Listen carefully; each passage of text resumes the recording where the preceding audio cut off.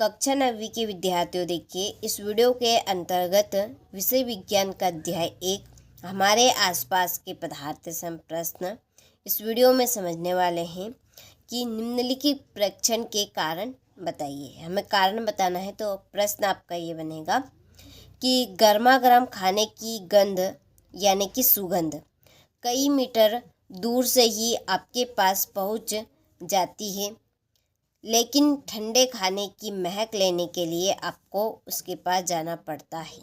ठीक है, इसका हमें कारण बताना है कि जो गर्मा गर्म खाना होता है उसकी गंध कई मीटर दूर तक ही पहुंच जाती है, लेकिन जब वही खाना ठंडा पड़ जाता है तो उसकी महक या गंध लेने के लिए हमें उसके पास क्यों जाना पड़ता है। चलिए तो इस प्रश्न का आंसर पढ़ के समझते हैं, ऐसा क्यों होता है। तो देखिए, ऐसा इसलिए होता है क्योंकि उच्च तापमान पर अणुओं की गतिज ऊर्जा उच्च होती है, इसलिए विसरण की दर उच्च होती है। ठीक है, उच्च तापमान पर अणुओं की गतिज ऊर्जा कैसी होती है, उच्च होती है।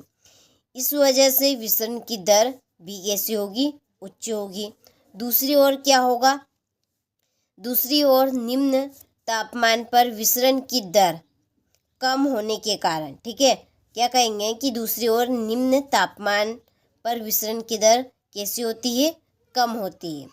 तो उस वजह से हमें ही इसे सूंघने के लिए उसके पास जाना पड़ता है। ठीक है, जब देखिए जब जो खाना होता है जब वो गर्म होता है, ठीक है, जब गर्म होता है तो उसकी जो सुगंध है वो कई दूर तक पहुंच जाती है, और जब वही खाना ठंडा पड़ जाता है उसकी गंध नहीं पहुंच पाती है। क्यों नहीं पहुंच पाती, क्योंकि उसका जो तापमान होता है वो कैसा होता है, कम होता है।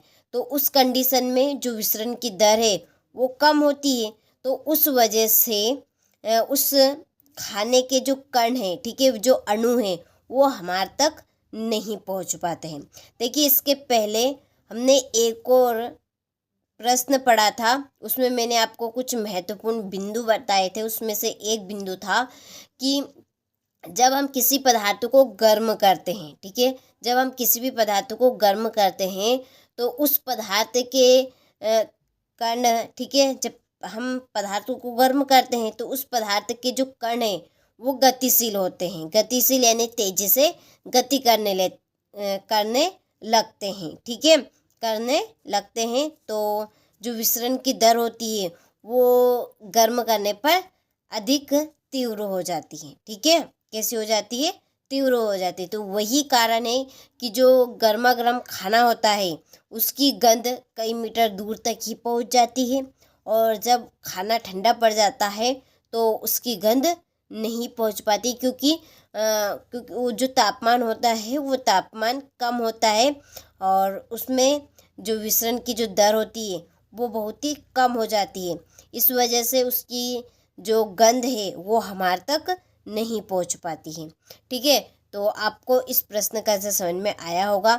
केवल आपको दो बातें याद रखनी है कि उच्च तापमान पर विसरण की जो दर है वो उच्च होती है, उच्च होती है, और दूसरी ओर क्या होगा कि निम्न तापमान रहेगा तो विसरण की जो दर है वो कम होगी। उस वजह से हमें ठंडे खाने की महक लेने के लिए उसके ही पास जाना पड़ता है। ठीक है, तो चलिए एक बार और इस प्रश्न के आंसर को हम पढ़ लेते हैं और आपको अच्छे से याद हो जाएगा। ठीक है, तो देखिए, ऐसा इसलिए होता है क्योंकि उच्च तापमान पर अणुओं की गतिज ऊर्जा उच्च होती है, इसीलिए विसरण की दर उच्च होती है।